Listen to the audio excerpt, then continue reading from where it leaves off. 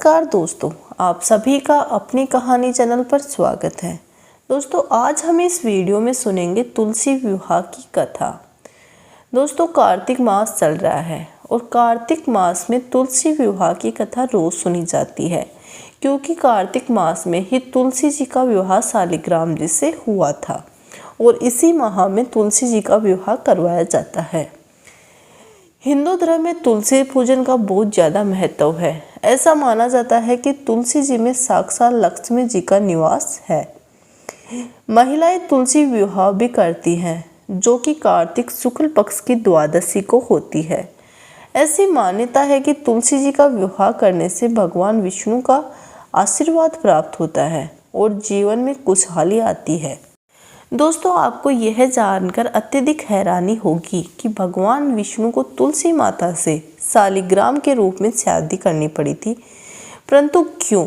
इस प्रश्न का उत्तर जानने के लिए हमें ये पौराणिक कथा सुननी पड़ेगी। तो चलिए कथा सुनते हैं। वृंदा नाम की एक स्त्री थी, जिसका जन्म राक्षस कुल में हुआ था। वृंदा विष्णु जी की बहुत बड़ी भक्त थी। उसका विवाह राक्षस कुल के दानव राजा जलंधर से करा दिया गया।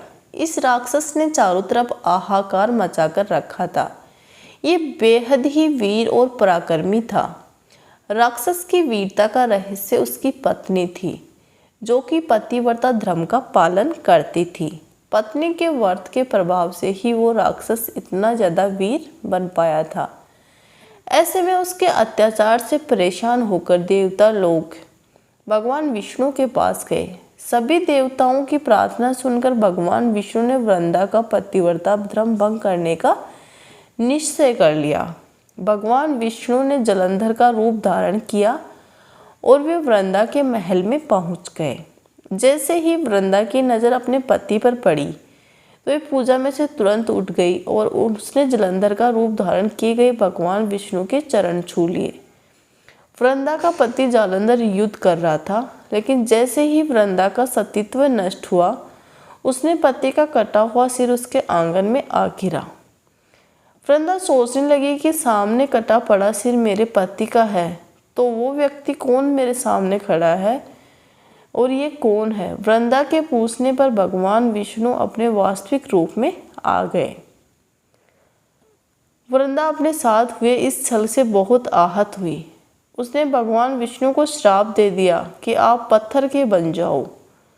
वृंदा के श्राप से विष्णु तुरंत पत्थर के बन गए। ये देखकर लक्ष्मी जी ने वृंदा से ये प्रार्थना की कि वे विष्णु जी को अपने श्राप से मुक्त करें।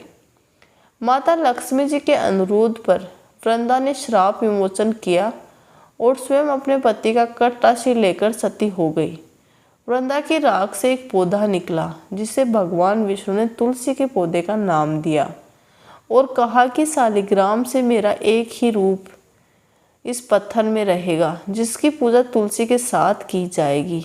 भगवान विष्णु ने कहा कि मेरी पूजा में तुलसी का उपयोग जरूर होगा। कहा जाता है कि तब से कार्तिक मास में तुलसी विवाह का शालिग्राम जी के साथ किया जाने लगा।